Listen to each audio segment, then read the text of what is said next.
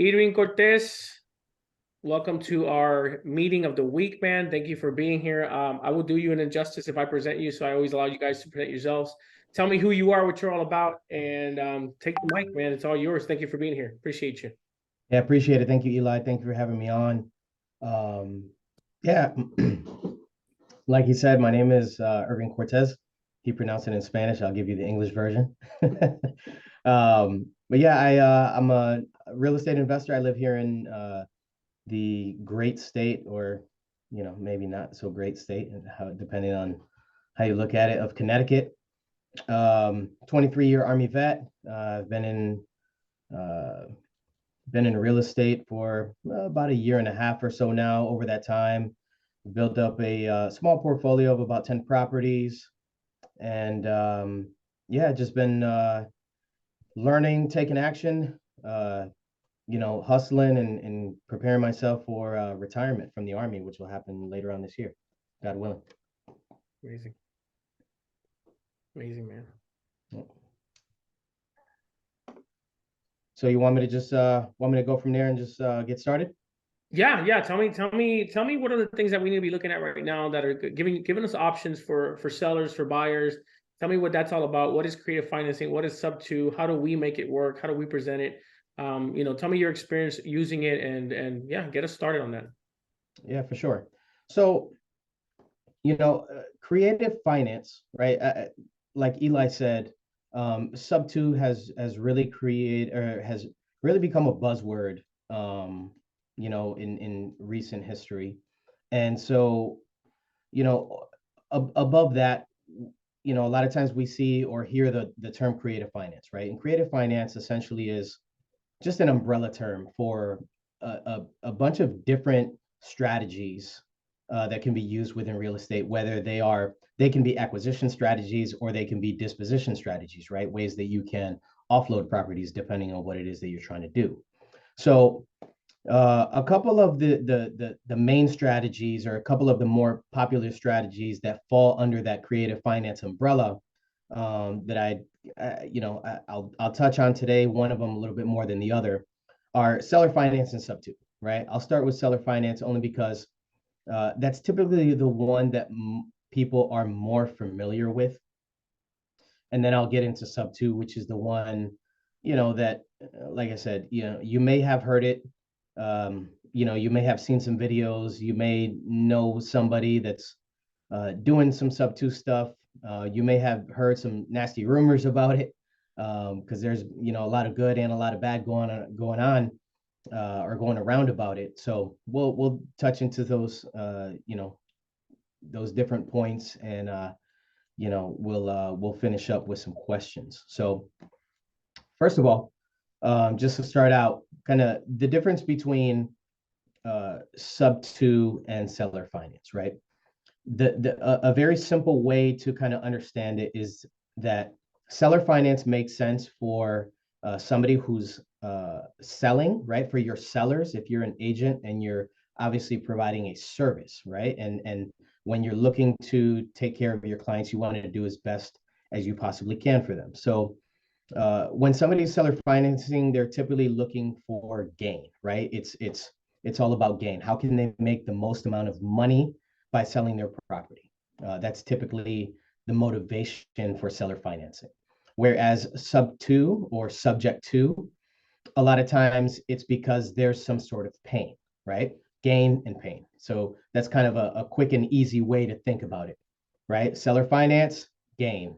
Sub two, pain, right? And we'll dive into that, and we'll talk about what sorts of pains and things like that, right? But how is it that somebody makes more money seller financing, right? So essentially, when we talk about traditional real estate transactions where seller A is selling to buyer A, right? And you have a bank in the middle, a traditional bank transaction.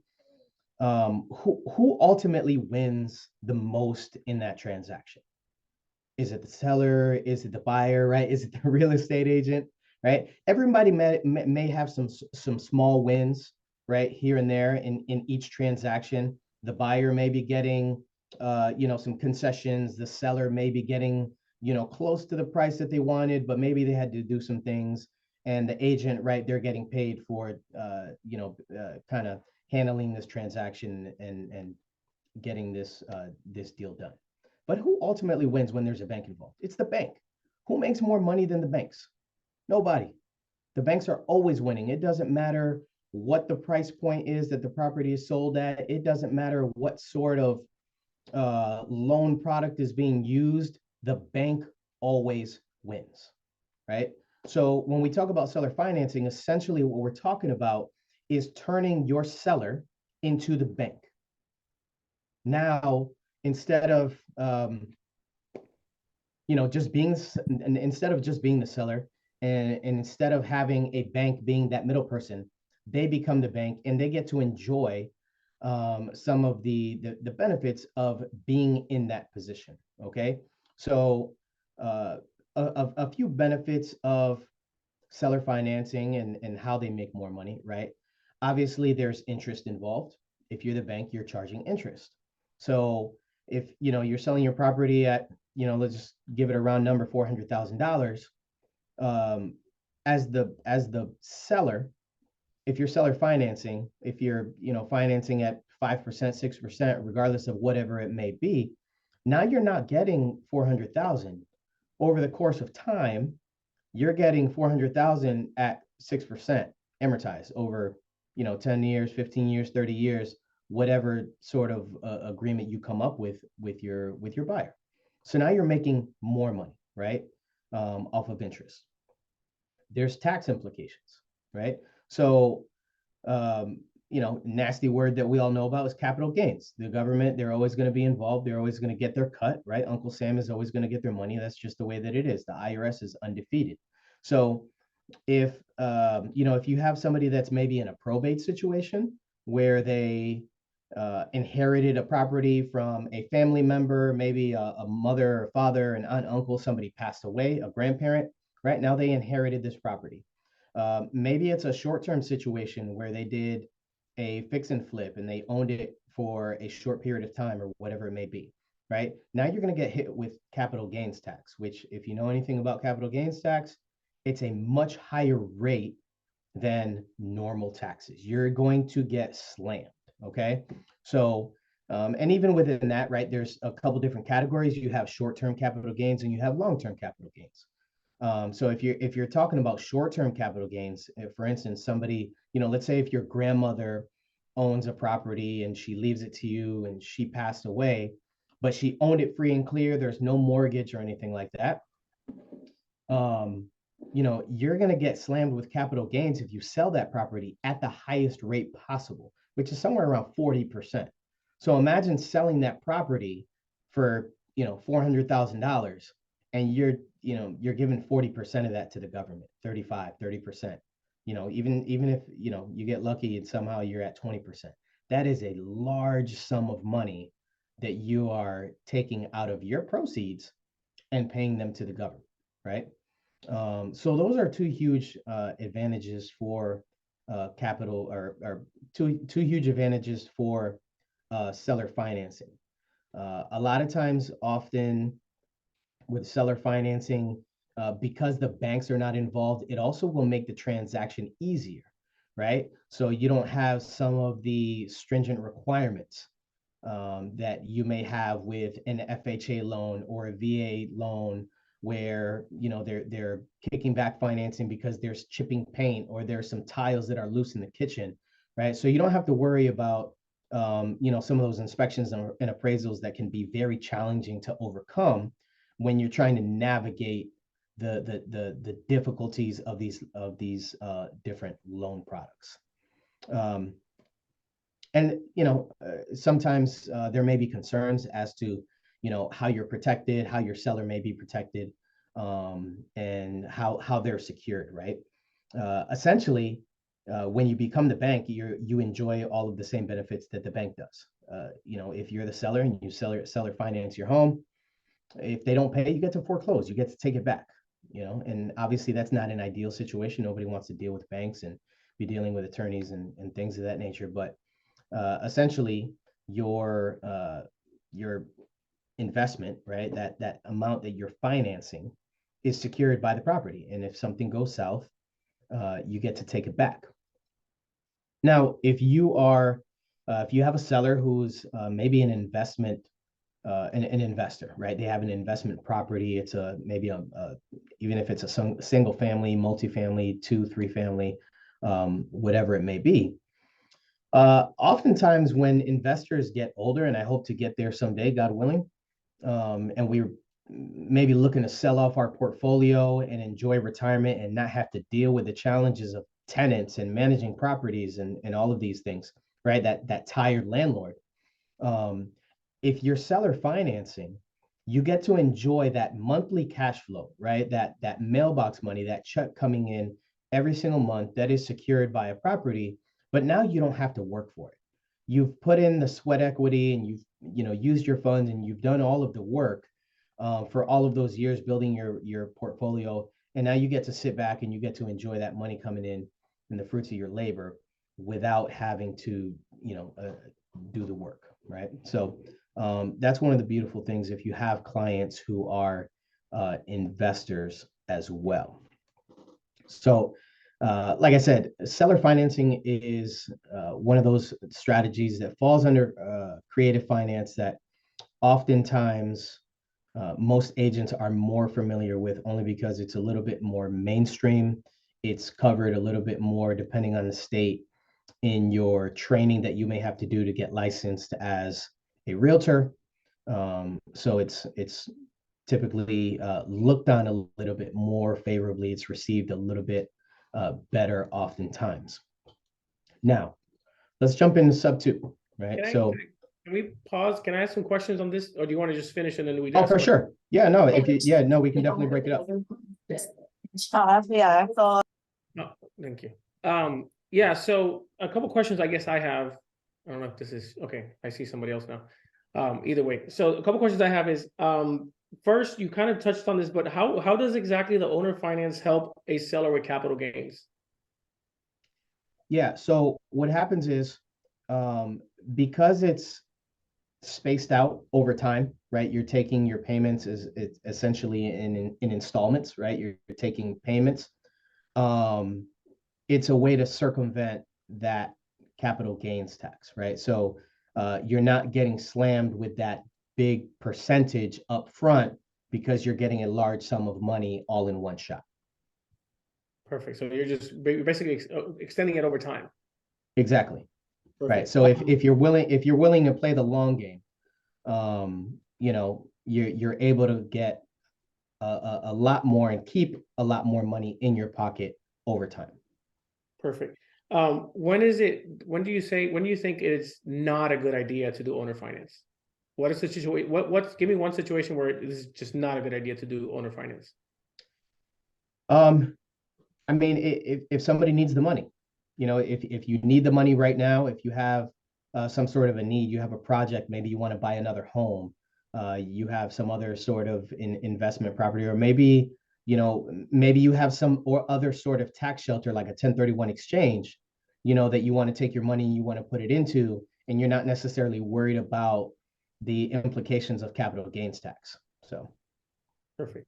And the last question I have in this topic is, so what happens to the property and that loan and the buyer if in the middle of the transaction of those 10 years that you're financing, the seller passes away?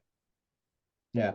So essentially it's no different than if the bank owns a house and somebody passes away, right? You are now the bank. The person that purchased the property that you sold it to on seller financing, they own it. So it would be a probate issue, right? So now it would, go to the heir. It's the deed, as Jennifer noted here, the deed is in the buyer's name, right? They own the property. So it would go to their children, their grandchildren, whoever is, the heir to their property. But what about that debt that is still owed to the seller?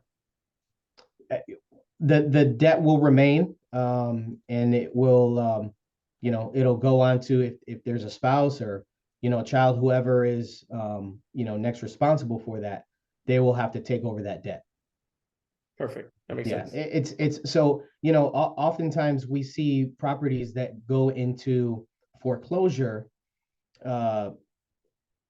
because the owner passes away, right? And whoever inherited the property, they're like, man, I can't keep up with this thing. I can't make the payments, so it would be no different. Gotcha. So basically, if the seller's the one that dies and the debt is owed to them, then the seller's kids would inherit that, or the seller's spouse would inherit that those new payments. They would be the new bank. Exactly. Okay, perfect. Yeah. Thank you, man. Any other questions? Grayson just asked, how does the seller set up financing, contracts, process, etc.? We do that with attorneys in Puerto Rico. I don't know how you do that anywhere else. I'm sorry. How does a seller set up seller finding contracts, process, etc.? All right, Grayson, appreciate the question. It's a good one.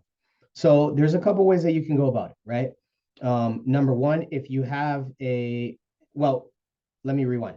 It depends what state you're in, right? So obviously you can, if you're in a title state or if you're in an attorney state, those things may differ, okay? I would definitely recommend always checking in with a real estate attorney. That is definitely not a bad place to start. They can potentially, write up a contract for you that is specific to your seller finance deal with the terms and everything that you guys agreed upon. Also, if you have an agent, right, that is familiar with seller financing, it's very likely that they can use the locally approved contract and use whatever, necessary addendums or whatever the process is locally to create the proper document, right, for the closing attorney or for the title company to be able to close that transaction properly and for everyone to be protected. Another potential option is using a transaction coordinator. There are creative transaction coordinators who literally do this for a living. I mean, I can tell you for a fact that we have one here today, and I know that because I'm married to her. So Jennifer, who's in here, my wife, Jennifer, she owns a transaction coordination business, right? And she does transactions like this every single day all across the country for investors and homestead buyers that are buying and selling homes either on seller finance, sub two, or combination of those, which we call hybrid deals. So those are some different options for getting those deals done and making sure that they get done the right way. I think I saw another question pop in here. Oh, that was you, Eli. Okay. No. Yeah, David asked, can you owner finance even if the home is currently in escrow? Because there's a mortgage on it, a VA, FHA kind of thing. Yeah, so if there is a mortgage on the property, if you currently have debt on the property, yeah, you can still seller finance it. And so that's what we're going to talk about here.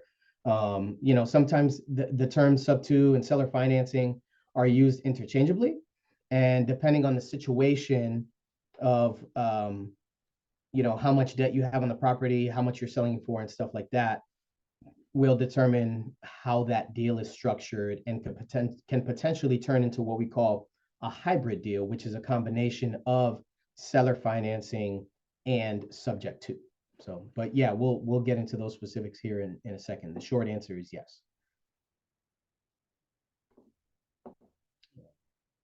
I don't think I saw any other questions here in the chat. All right. So if we're good, I'll jump into sub two, and then we'll go from there. We'll see what questions we have on that. So first of all, what is subject or sub two, right? So sub two is short for subject to, or even shorter for subject to the existing loan. Essentially, what that means is that you're acquiring a property by taking over a loan that's already in place, right?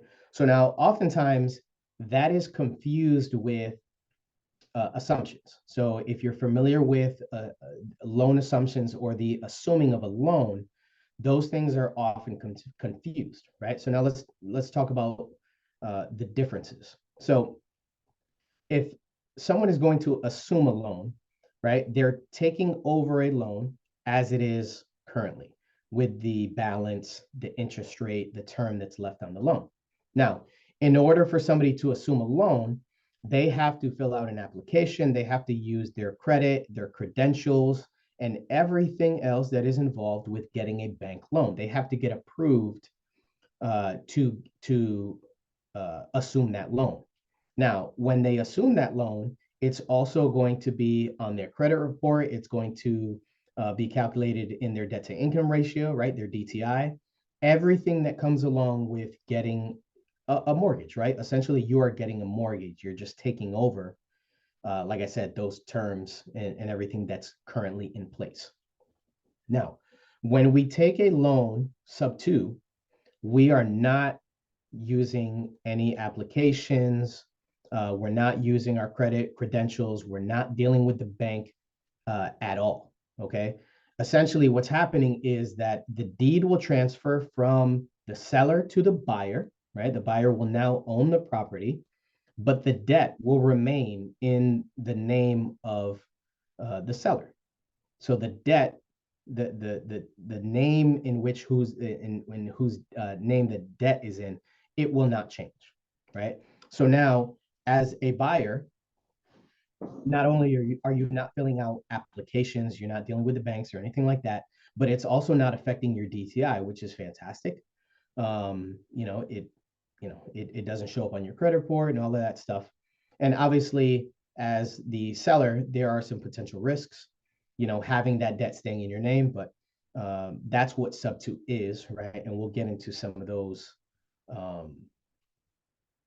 potential risks and what we do to mitigate those risks in a second, right? So the next thing that I wanted to touch in, as far as sub two, one of the questions that comes up often, and to be honest, it's something that's mentioned a lot, and I think it's mentioned or stated by people only because they don't understand what it is, and oftentimes a confused mind will reject, right? That's just kind of human nature. If you don't understand something, most human beings will not be humble enough and take the time to learn, to ask questions, to understand, and they will immediately reject it, right? So one of the biggest things that's often said about sub two is that it's illegal, right? Can you do that? Is sub two legal, right? And so the short answer is obviously yes, absolutely 100%. Sub two is legal. Now, I challenge each of you, whenever you have a second, if you have never looked at a HUD statement, okay, or if you've never kind of like deep dived into reading the lines of a HUD statement, do so whenever you get a chance. And you're going to notice that on that HUD statement in line 503B, right, or I'm sorry, line 503, it's going to say existing loan or loans taken subject to, right? So obviously, if it's on a federal document, it's legal, right? Now, one of the reasons people say it's illegal is because they may be familiar or have heard of the due on sale clause, right? And so when you talk about the due on sale clause, that is something that is in the bank's, right, regulations. It's something that's written into their mortgages. Now, that doesn't make it illegal. That's just something that can potentially happen, and that, again, we have ways of mitigating that potential risk of the due on sale clause. And, so that oftentimes gets people excited and saying things like it's illegal, right? So the next thing is why subject to, right? If we know that there are some risks, right, like I mentioned, if we know that a seller is potentially putting themselves at risk, having this debt in their name when somebody else owns the property, right? Why do it? All right. So like I said, subject to solves a really great problem, right? When people have very specific issues. Like I said before, it's when there's some sort of pain. Okay. Now, as real estate agents, right, as a service provider, your duty is to do the best possible job you can for your client, right? To service your client as best as possible, to get them as much money as possible for their property, to get them in a great situation, right? They want to sell their home. It's your job to help them sell their home. Now, If you've been a real estate agent longer than 15 minutes, you know that most real estate transactions, right? Most properties that you may be dealing with, if you're a seller's agent, it's challenging. There's always some hurdles that you're going to have to overcome. It's not always cut and dry. Like, hey, we're going to put this thing on the market, and the next day, this thing's going to have 15 offers above asking, and there's going to be this fantastic bidding war, and everybody's going to be super happy. Does that happen sometimes? Yes, absolutely. Is that the case most of the times? Probably not, right? Unless you're a realtor during COVID, and of course things were crazy then, and that'll probably never happen again in any of our lifetimes.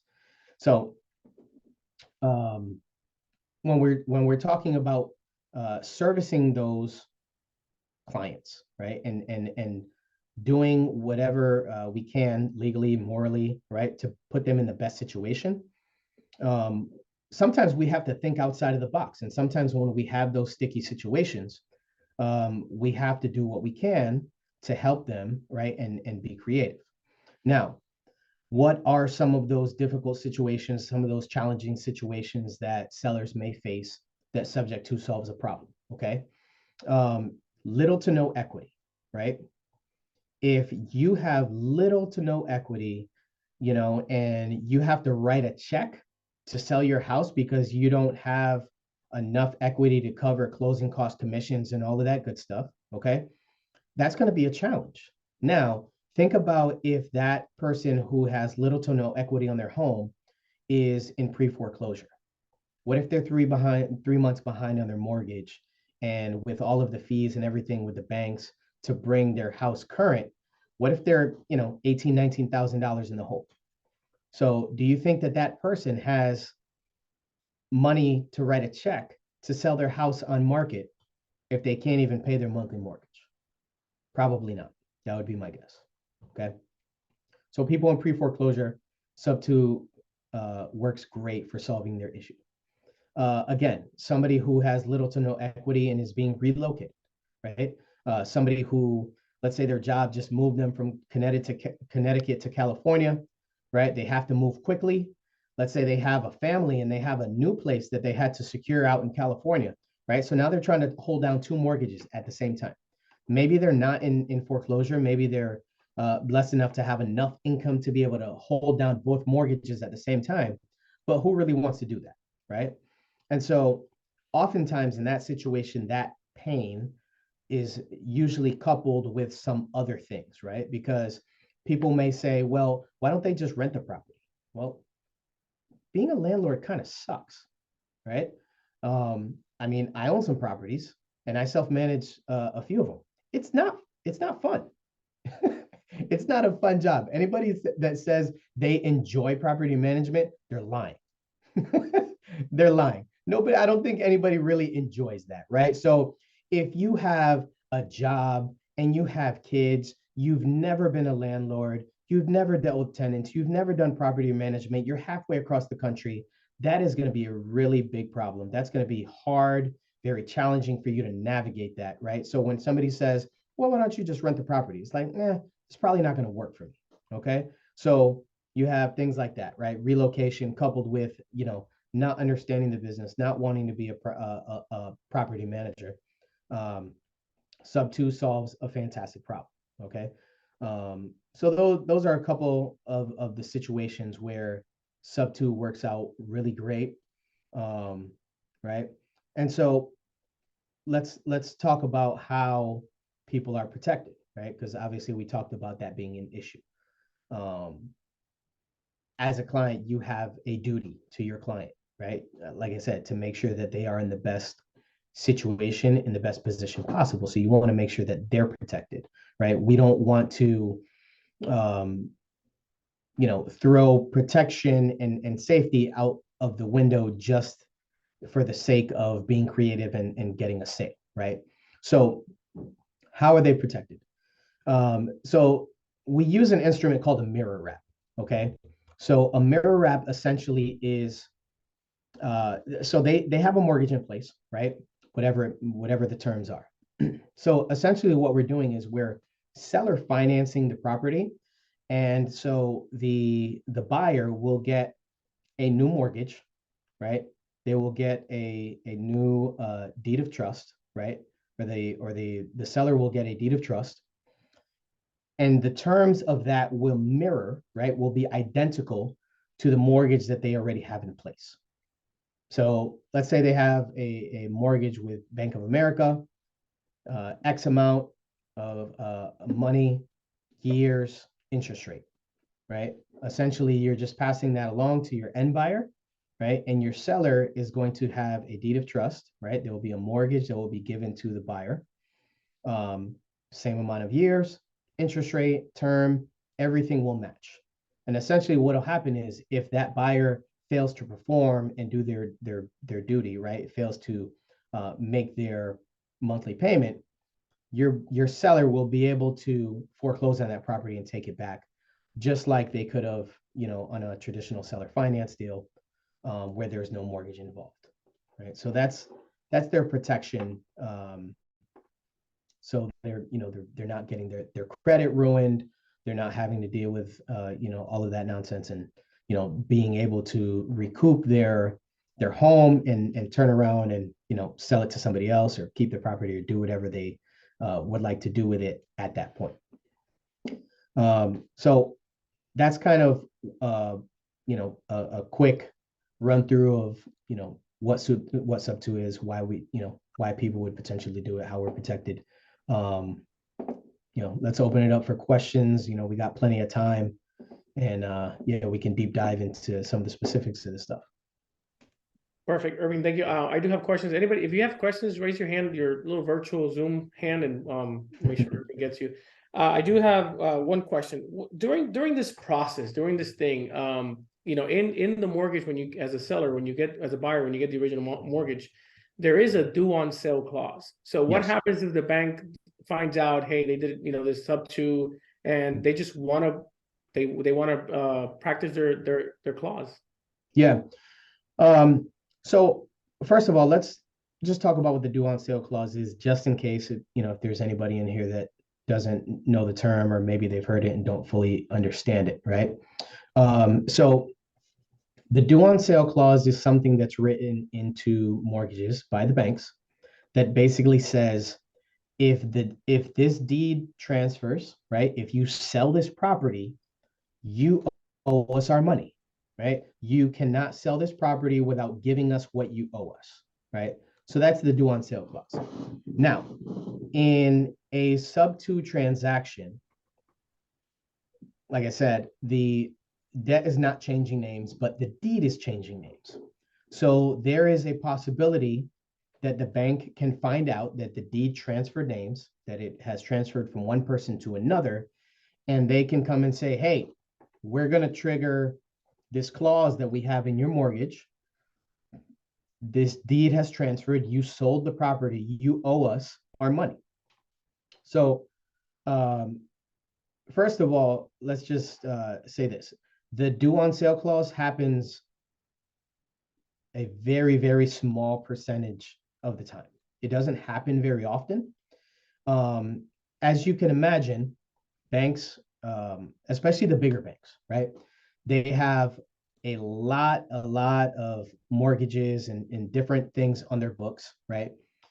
They don't have the manpower or the ability to really sit there and watch deed transfers for every one of their properties that they have on the books, right? So it doesn't happen very often. Now, when it does happen, this is kind of what it would look like. This is the process, and this is how you fix it. So the bank will issue what's called a cure notice. All right. They're going to send out a letter that says, hey, we noticed that this deed has transferred. You sold the house, you owe us our money. You have 90 days to fix this. Okay. Now, it's very simple. What happens is, at that point, the property gets deeded back to the original seller. And then we just turn right around and we deed it right back to the original buyer. Now, when we deed it back to the buyer, we deed it back on what's called a land contract, or an executory contract, or a contract for deed. Depending on what state you're in, they'll call it something different. Now, essentially what happens is, a land contract or a contract for deed, executory contract, there's no piece of paper that says land contract, right? Essentially what we're doing is that we are deeding it back to the buyer, and that deed is just not going to be recorded. It's just going to be held in escrow until the buyer fulfills their obligation of paying that debt, right? And then it will be recorded. So basically what it does is it keeps the bank from knowing or being able to see in legal terms that that deed has transferred. So that's the fix for the due on sale clause. Now, oftentimes the due on sale clause is triggered because people didn't handle certain aspects of the deal leading up to closing and even post closing the right way. And so this kind of brings us back to the importance of making sure that you have the right people in your corner, having the right paperwork, and making sure that all of these things are handled properly. And when I say people in your corner, obviously real estate attorneys are great and they're very knowledgeable, but if you're going to use a real estate attorney to handle these for you, you have to make sure that it's a real estate attorney that understands very well the mechanics of creative finance and of sub two specific. Okay. Again, there are transaction coordinators like my wife who transact these sorts of deals for people all across the country every single day. They have the contracts that are specific to these sorts of deals. They understand the paperwork that's necessary, the limited power of attorney, the release of information, all of these things that your end buyer is going to need to make sure that they have the ability to deal with the mortgage company, to deal with the insurance company, and how to set up all of those things properly, because it all has to be done the right way, or else you can run into issues and potentially have the due on sale clause called.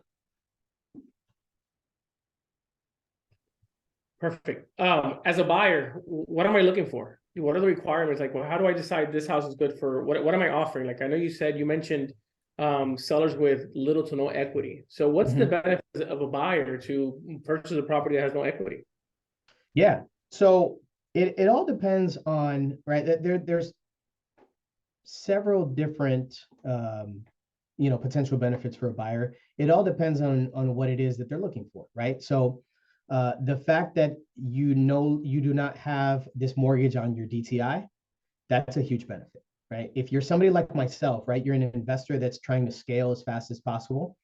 It allows you to move faster without having to deal with banks and use my own credit credentials and all of that good stuff, right? So it allows me to scale. And as an investor, or just as a person in general, there's only so many mortgages that you can have in your own name, right? I believe the max is 10 that you can have in your own name. So that's a huge benefit to somebody like myself. Also, in the current environment that we're in, right? We're just on the other side of COVID. Obviously, it still exists, but we're, on the other side of the pandemic, right? The craziness that went down.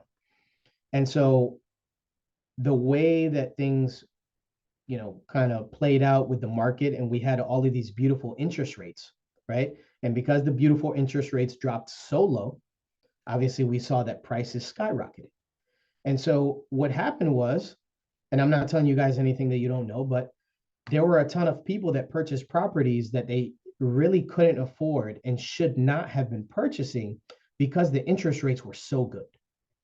And obviously it's no accident or no coincidence that now we're seeing foreclosure numbers are through the roof, because a ton of these people are now realizing that they can't afford their homes, they're behind, and now they're getting foreclosed. And so somebody like myself, or anyone else who understands creative finance, a buyer, somebody that understands sub two, you can take over a mortgage on a property that has a beautiful interest rate that you can't get today.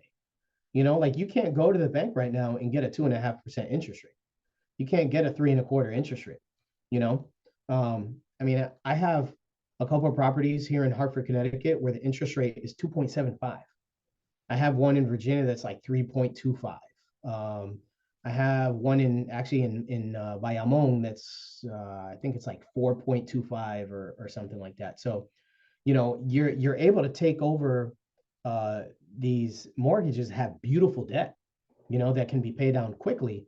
And if you're, turning around and renting it, whether it's a long-term or short-term rental or whatever it may be, as an investor, you're going to pay down that mortgage faster, than with any sort of debt that you would be able to go and get nowadays. So those are a couple of the huge advantages for a buyer. And then, I mean, there's also the benefit of not having to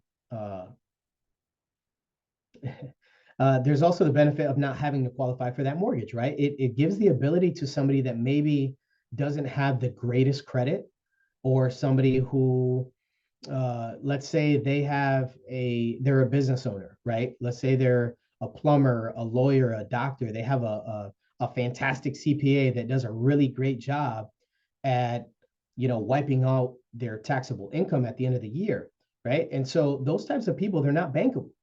They go to the bank and they're like, hey, here's my tax returns for the last couple of years. And the bank says, I'm sorry, sir, but you didn't make any money. And they're like, no, I made $500,000 a year. They're like, no, not according to your taxes. So we can't give you a mortgage. Sorry. So somebody like that can come in and gladly be like, you know what? I need a beautiful house for my family. I don't care if there's no equity. I will gladly, come in and take over this mortgage with beautiful debt. That makes perfect sense. That makes perfect sense. I'm glad we did this because I was in the wheelhouse of, I think this is illegal, and anybody who does so too is not a good person. It's good to learn, right? It's not a tool that I think it's going to work for most people. I agree with you 100%. Not for most sellers. I mean, I think right now there are a lot of people who have a lot of equity in their homes. But I mean, I can think right now 2 or 3 listings that we had to take off the market because there was just no equity for them to sell. And I'm like, maybe this is a conversation we need to revisit. As far as the buyer, so I would assume, right, make an assumption, if I have a $300,000 property and the seller owes, $290. I'll give you an example that I have, a live example. Property is worth about $285. There's maybe 20 grand in equity, but they have about 40 grand in solar panels. Right. Okay. So they're upside down. They're at 300. It's worth 285. They're all in. They need 300 grand. There's no space for closing costs. There's no space for commission. Yep. Their monthly payment is probably $2,100 a month. Does this need to be a property that for somebody to do sub 2 as a buyer, if their mortgage is $2,100, it's got to be able to be rented for like $2,800? Is that what it is? Like, I assume you're buying sub 2, you're renting these properties, right? Unless somebody wants to live in it, but rarely. Right. So again, it kind of goes back to the same thing I was saying before, that it really just depends on what the person that's buying it is planning on doing with it, right? And the reason why they're buying, right? So I'll give you an example. My mentor, obviously, he's in a much different financial situation that I'm in, right? And that a lot of people are in. So he will oftentimes buy properties that don't even cash flow. He's perfectly fine with purchasing a property that maybe breaks even or even negative cash flows slightly, for a couple of reasons. So obviously he's got more than enough in reserves to pay that deficit every month and not, it's not going to affect him negatively. But on the flip side, he's buying for the depreciation. So that for him, because he makes so much money through different businesses that he owns, and a lot of them like wholesaling and things, fixing and flipping, you're right, there's a big price tag there when we talk about capital gains tax, right? Going back to that. And so he's willing to buy these properties that break even or even negative cash flow just for the depreciation. And he's willing to play the long game. And over time, he's like, you know what? It breaks even now, but guess what? I'm going to own this thing for 30 years. And over time, the rents will go up. The mortgage payment will be paid down. Eventually I'll have equity and all of these beautiful things that people like to enjoy as well. So for him, it still makes sense. So, that's kind of like the long answer. The short answer is that, it just really depends on what the strategy is of the buyer. For somebody like myself, like, who's obviously not in that sort of financial position, yeah, it needs to make sense for me as far as cash flow. So I'm going to underwrite that deal. I'm going to run the numbers, and I'm going to, I'm going to have to, get into deals that make sense for me as far as cash flow.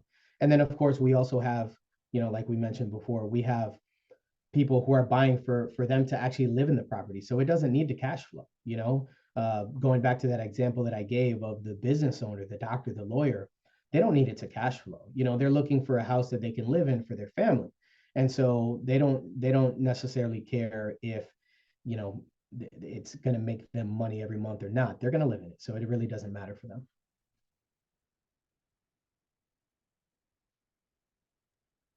Awesome stuff, man. Awesome stuff. Anybody got questions, comments?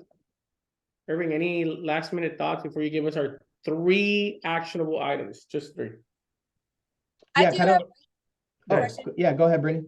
So I had a question about the effect for a seller. So say they did do this if they were in a bind now. Does it tie up their credit when they're ready to go buy again? So like say they sell it, it keeps the loan in their name, and in 3 years they're ready to buy again. Does that still count in the seller's DTI for the next 25 years? Yeah, that's a fantastic question. So the short answer is no. It doesn't affect them, and it will not stop them from buying a house moving forward. There are ways to handle that, right? So basically, the way kind of the underwriting and industry standards are on day 1 of selling that property, you can write off, I believe it's up to 75% of that DTI. After a year, you can write off up to 100%, right? Now, there are other things that can be done or things that can be put in place to wipe out 100% of that from their DTI on day 1. So even if they wanted to turn around and buy a property next week or, next month, next year, 3 years, there's definitely ways around that. And there's no issues there. It will not stop them. Okay, so one other question. When you make your when the payments are being made, like say we bought a home, do you make the payments to the seller or you make it straight to the bank? Yeah, another good question. This question is going to make my wife happy because I saw her in the comments here asking me to talk about servicing. So what happens is when we purchase a property sub 2, what we do is we put servicing in place, right? So we pay for a servicing company. And essentially what's going to happen is if I'm the buyer, right, I'm not going to send my money to the seller and hope and pray that this person is going to make the mortgage payment on my behalf. That's, obviously that's a scary situation. So essentially we're putting a servicing company in place. They're going to take my money every single month, and they're going to make sure that it gets to the mortgage company and where it needs to be. Okay. Yep. Going back a little bit to your first question, just kind of give you a specific situation too, and expand on it a little bit. When we talk about DTI and that stuff as well, one of the questions that often comes up, people ask about VA loans, right? That's a very specific loan product. And so people often ask like, well, what happens with the VA entitlement, right? So for someone to free up their VA entitlement, there's only 2 ways to do that. So they can either sell the property outright, right, and get rid of it, and that is going to free up 100% of their VA entitlement. The other way is to have that VA loan assumed by another veteran who qualifies for the VA loan. Those are the only 2 ways to free up your entitlement. Now, if someone sells their house up to and it's a VA loan, right? Obviously, it's going to keep their entitlement locked up. It's not going to stop them from buying another home. They just have to know that they only have a certain portion of VA entitlement left. So that's just something to just kind of keep in the back of your mind. If you ever deal with that situation, just know that it's not a showstopper. um, and that it can be done. So Jan, I thought the VA loan is assumable even for non-VA eligible buyers.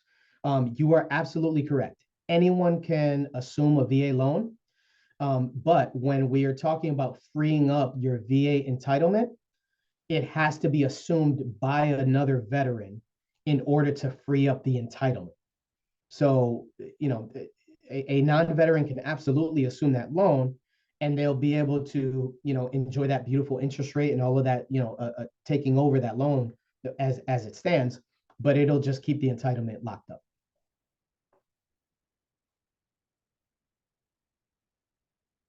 Right. Yeah, it's better to have it assumed by a VA buyer if they're looking to, if they need all of that entitlement and they need to free it up 100%. Yeah. Any other questions? All right, awesome. So just kind of like my last thoughts before I leave, a couple action items for you. I want to go back to something that Eli mentioned, and it was a fantastic point, right?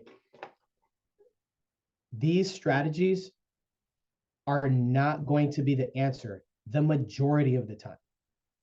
This is, you're not going to leave this presentation or log off of this Zoom and, think that this is going to be the answer for a ton of your buyers. It's not, right? This is a very specialized thing that will probably be the right answer for maybe some of your clients 1, 2, maybe 3 times a year, if that, right? So the majority of the time, yeah, it's going to be a traditional sale. You're going to bring them on market, you're going to sell their home, and you're going to do business as usual. But like I said, that 1, 2, 3 times a year, you're going to be able to provide a creative solution to your client. You're going to be able to provide fantastic service for them by being able to think outside the box and having some creative strategies for them. Obviously, which is going to open up your business because they're going to refer you more. They're going to be even happier that you were able to solve that sticky situation that no other person was able to solve. Right? It's possible that they've dealt with maybe other agents, have gone on market, fell off market, and have that frustration that comes along with that, right? So you'll be able to service them, better than other agents that don't understand creative finance. And in turn, obviously, everybody has bills to pay. We have families. We have to, feed ourselves. You're going to make some more money. You're going to put some more commission checks in your pocket, which is, something that is necessary as well, right? Because that's, that's part of what we're here for. So that was a really good point. I just wanted to highlight that, Eli. So 3 things that I will leave with you, 3 action items, right? And it'll be specific to this world of creative finance, and specifically sub 2. Number 1 to me is the biggest thing. Continue to educate yourself. It doesn't matter what field you're in, obviously, in whether it's real estate, law, plumbing, it doesn't matter. You're never going to know everything. Things are always changing. There's going to be new strategies. There's going to be new techniques, whatever it may be. Always continue to educate yourself. And on these specific topics, right? We've only been here for an hour. I've been learning this stuff for over, I said about 1.5 years. And I'm, in my opinion, I'm just starting to scratch the surface. So there's only so much we can do here in an hour. So I would continue to do your own research, reach out to myself, get on YouTube, read books, jump into mentorship programs. There's so many ways, right? We live in a world that it's so easy to get information. So educate yourself. That is huge. Number 2, I would say connect with a local sub 2 investor. Okay. So if you don't know, there's a mentorship program. It's called Sub 2, right? That's the mentorship program that I'm in. My mentor's name is Pace Morby, right? If you go on YouTube, you can type in Pace Morby Sub 2, right? There's a huge community of people out there all over the country. And I would say connect with a local Sub 2 investor, right? There are regional accountability groups within Sub 2. There's Sub 2 New England. If you're in Texas, there's groups in the DFW area. There, South Texas. I actually started the Sub 2 Puerto Rico group. It's called Sub 2 Boriquén. So, there's groups everywhere. I would, connect as soon as you can with a local investor that's within sub two, because that guy, girl, or their network may be your next buyer. They may be your next seller. They may be the person that can help you when you come up on that sticky situation that you need a little bit of help with, right? And I can tell you that overall, for the most part, that community is are very much go-givers, right? They will help you underwrite deals. They'll help you structure it. They'll help you figure out some of the nuances of these deals, right? So I would definitely do that. And number three, find a local sub two meetup. Go and just start to rub elbows and network and connect with some of the local sub two people within your community, within your market. And you're going to see that there's a ton of people within these communities that are investors, that are agents, that are brokers, that are insurance brokers. They're lenders. There's people from all different different fields within the real estate space. And that's going to be a great resource for you, and like I said, those will be people that you'll be able to lean on and tap into when you have some of these situations. And I'll be honest with you, it will take off some of the edge, right? Like Eli said, he was kind of the skeptic, like, man, they're a bunch of scammers, it's illegal, like, don't do that. When you start to hang around some of these people, you're going to realize that a lot of them are, go-givers. They're out to, help people. Yeah, they're looking to make money in the process, just like we all are.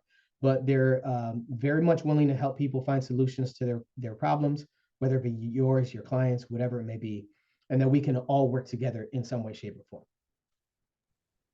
That's awesome, man. I will take you out of the wholesaler box, put you in a in between I like you box. I'll take that. I'll take that. Almost there, man. This was really good. It gives me I'm open to ideas, man. I'm a person that I'm very set on my ideas, but I'm open to listening to other things. So I really appreciate your time today. This helps a lot, and it already made me think of different clients that this might be convenient for. So this is definitely a conversation that I want to follow up with you directly. If you want to drop your contact information, I told the same thing to Jennifer. If it's okay for us to reach out, anybody has questions, give me a second. That's Alexa. Alexa, stop. Sorry, that's a blooper. You want to drop your contact information, how we follow you on social media, how we connect with you. If you have a Facebook page, we can follow. If you don't want to put your cell phone number, I understand that as well. But there you go. Awesome. So we can connect with you. I'm mad at you because you own a house in Bayamon that I was not a part of, so you owe me that one. Talk about that one later. If it makes you feel any better, it was an off-market deal, so there was no agents involved. I'm just messing. But this is really good, guys. If you like what you heard and saw today, if you can drop in a thank you, a fire emoji, whatever you can, just make Irving and Jennifer know that their time was definitely worth it here today. We do appreciate you guys. This was really good, man. Thank you so much for doing this. Yeah, thanks for having me on. I appreciate it. I dropped my phone number, my email, my handles in there for social media on the chat. Feel free to reach out, shoot me a text, give me a phone call. I'm just a regular dude. I answer my phone, I answer texts, reach out on social media, whatever it may be. Like I said, if you ever need help, just, even if you just have questions, trying to figure out a deal, wondering if it may even work, feel free to reach out. Awesome, brother. Awesome. I appreciate you so much, man. This was great. Thank you guys, everybody who showed up. I appreciate y'all. Hope you got some good out of it. And I will personally see the rest of y'all next week. Thanks, Thank you. Bye, guys.